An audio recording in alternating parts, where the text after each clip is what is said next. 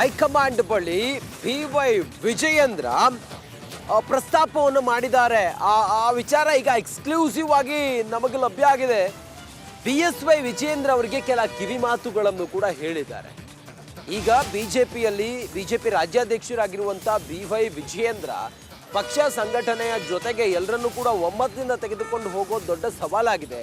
ಈ ನಿಟ್ಟಿನಲ್ಲಿ ಇದನ್ನ ಹೇಗೆ ನಿಭಾಯಿಸ್ತಾರೆ ಅನ್ನೋದ್ರ ಬಗ್ಗೆ ಭಾರಿ ಕುತೂಹಲ ಇದೆ. ವಿಜಯೇಂದ್ರ ಬಹಳ ಸಣ್ಣ ವಯಸ್ಸಿನಲ್ಲಿ ಅತಿ ದೊಡ್ಡ ಜವಾಬ್ದಾರಿಯನ್ನ ಪಕ್ಷ ಅವರಿಗೆ ಕೊಟ್ಟಿರೋದ್ರಿಂದ BSY ಕಿವಿ ಮಾತನ್ನ ಕೊಟ್ಟಿದ್ದಾರೆ. ವರಿಷ್ಠರ ಭೇಟಿಗೆ ಹೊರಟ BY ವಿಜಯೇಂದ್ರ ಯಡಿಯೂರಪ್ಪನವರು 2 ಸಲಹೆ ಕೊಟ್ಟಿದ್ದಾರೆ. ವರಿಷ್ಠರ ಎದುರು 2 ಪ್ರಮುಖ ವಿಚಾರವನ್ನು ಮಂಡಿಸೋದಕ್ಕೆ ಸಲಹೆ ಕೊಟ್ಟಿದ್ದಾರೆ BY ವಿಜಯೇಂದ್ರ ಅವರಿಗೆ ಯಡಿಯೂರಪ್ಪ. ನಂಬರ್ 1, ಶೀಘ್ರವೇ ಲೋಕಸಮರದ ಪ್ರಕ್ರಿಯೆಗೆ ಚಾಲನೆಯನ್ನು ಕೊಡಬೇಕು. ನಂಬರ್ 2, ಜನವರಿ ಅಂತ್ಯದ ಒಳಗೆ MP ಅಭ್ಯರ್ಥಿಗಳ ಪಟ್ಟಿ ಫೈನಲ್ ಮಾಡಬೇಕು. ಆದಷ್ಟು ಬೇಗ ಪಟ್ಟಿ ಫೈನಲ್ ಆದರೆ ಪಕ್ಷ ಸಂಘಟನೆಗೆ ಅನುಕೂಲ ಆಗುತ್ತೆ. ಕಳೆದ ಬಾರಿ ಅಭ್ಯರ್ಥಿಗಳ ಘೋಷಣೆ ವಿಳಂಬದಿಂದಾಗಿ ಪರಿಣಾಮ ಆಗಿತ್ತು. ಆದರೆ ಈ ಬಾರಿ ಹಂಗಾಗಬಾರ್ದು ಅನ್ನೋದು.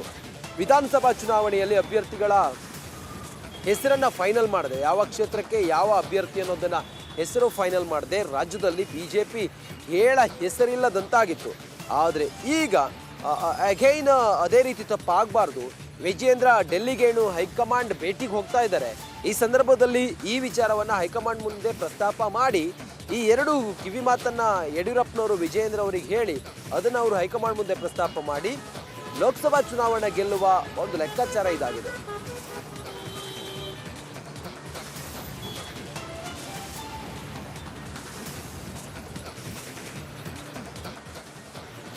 ಮತ್ತಷ್ಟು ಮಾಹಿತಿಯೊಂದಿಗೆ ನನ್ನ ಕಲೀಗ ಸುರೇಶ್ ಲೈವ್ ಕನೆಕ್ಟ್ ಆಗಿದ್ದಾರೆ. ಸುರೇಶ್, BY ವಿಜಯೇಂದ್ರ ಡೆಲ್ಲಿಗೆ ಹೋಗ್ತಾ ಇದ್ದಾರೆ ಹೈಕಮಾಂಡ್ ನಾಯಕರ ಭೇಟಿಗೆ.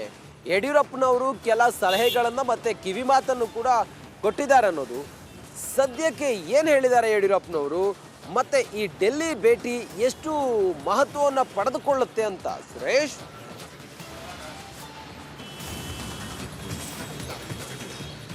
ರಂಜಿತ್, ನಾಳೆ BY ವಿಜಯೇಂದ್ರ ಅವರು ಹೈಕಮಾಂಡ್ ನಾಯಕರ ಭೇಟಿಗೆ ತೆರಳ್ತಾ ಇದ್ದಾರೆ. ಈ ವೇಳೆ ಪ್ರಮುಖವಾಗಿ ಒಂದಷ್ಟು ಲೋಕಸಭೆ ಚುನಾವಣೆ ಸಂಬಂಧಪಟ್ಟಂತೆ ಒಂದಷ್ಟು ಚರ್ಚೆಗಳು ನಡೆಯುವಂಥ ಸಾಧ್ಯತೆಗಳಿದೆ.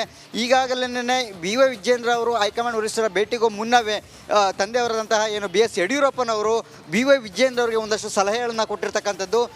ಮುಂದಿನ ಲೋಕಸಭಾ ಚುನಾವಣೆ ಗೆಲುವಿನ ನಿಟ್ಟಿನಲ್ಲಿ ಒಂದಷ್ಟು ಸಲಹೆಗಳನ್ನು ಕೊಟ್ಟಿದ್ದಾರೆ. ಅದರಲ್ಲಿ ಪ್ರಮುಖವಾಗಿ ಈಗಲೇ ಅಂದರೆ ಜನವರಿ ಆರಂಭದಲ್ಲಿ ಅಂದರೆ ಕೂಡಲೇ ಹೈಕಮಾಂಡ್ ನಾಯಕರ ಭೇಟಿಯ ವೇಳೆ ಲೋಕಸಭೆ ಚುನಾವಣೆಯ ಪ್ರಕ್ರಿಯೆಗೆ ರಾಜ್ಯದಲ್ಲಿ ಮೊದಲನೇದಾಗಿ ಚಾಲನೆಯನ್ನು ನೀಡುವಂತೆ ಒಂದು ಮನವಿಯನ್ನು ಮಾಡ್ಕೊತಕ್ಕಂಥದ್ದು ಹೇಳಿರ್ತಕ್ಕಂಥದ್ದು. ಸೊ ಈ ಮೂಲಕ ಲೋಕಸಭಾ ಚುನಾವಣೆಗೆ ಒಂದಷ್ಟು ಸಮಯ ಸಿಗತ್ತೆ. ಸೊ ಹಾಗಾಗಿ ಅಭ್ಯರ್ಥಿಗಳ ಆಯ್ಕೆ ಕೂಡ ಜನವರಿ ಅಂತ್ಯದ ಒಳಗೆ ಮಾಡಿಕೊಡುವಂತೆ ಒಂದು ಮನವಿಯನ್ನು ಮಾಡಿ ಅಂತ ಹೇಳಿ ಯಡಿಯೂರಪ್ಪನವರು BY ವಿಜಯೇಂದ್ರ ಅವರಿಗೊಂದು ಕಿವಿ ಮಾತನ್ನು ಹೇಳಿರ್ತಕ್ಕಂಥದ್ದು. ಸೊ ಈ ನಿಟ್ಟಿನಲ್ಲಿ BY ವಿಜಯೇಂದ್ರ ಅವರು ಹೈಕಮಾಂಡ್ ನಾಯಕರ ಭೇಟಿಯ ವೇಳೆ ಈ 2 ವಿಚಾರಗಳನ್ನು ಒಂದು ಮನವಿ ಮೂಲಕ ಒಂದು ಮಾತುಕತೆಯ ಮೂಲಕ ಹೇಳುವಂಥದ್ದು ಆಗುತ್ತೆ ಅಂತಕ್ಕಂಥದ್ದು ನಮಗೆ ತಿಳಿದು ಬಂದಿರುವಂತಹ ಮಾಹಿತಿ.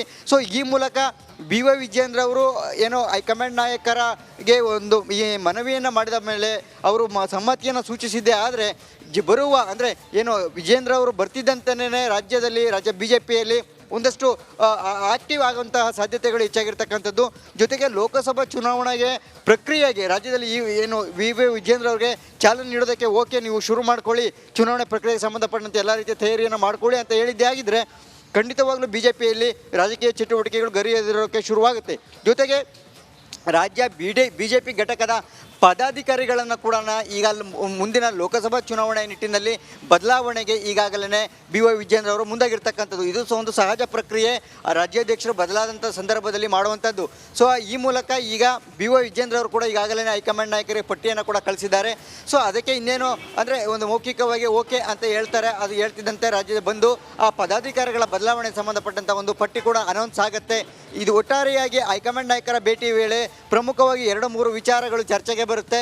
ಸೊ ಈ ಸಂದರ್ಭದಲ್ಲಿ ಒಂದಷ್ಟು ಅನೌಪಚಾರಿಕ ವಿಚಾರಗಳು ಕೂಡ ಚರ್ಚೆಗೆ ಬರುವಂಥದ್ದು. ಯಾಕೆಂತ ನೋಡೋದಾದರೆ ಮೈತ್ರಿ ಈಗಾಗಲೇ JDS ಮತ್ತು BJP ಜೊತೆ ಮೈತ್ರಿ ಆಗಿದೆ. ಆದರೆ ಮೈತ್ರಿ ನಂತರದ ಬೆಳವಣಿಗೆಗಳು ಈವರೆಗೂ ಕೂಡ ಹೆಚ್ಚಾಗಿ ಕಂಡು ಬಂದಿಲ್ಲ.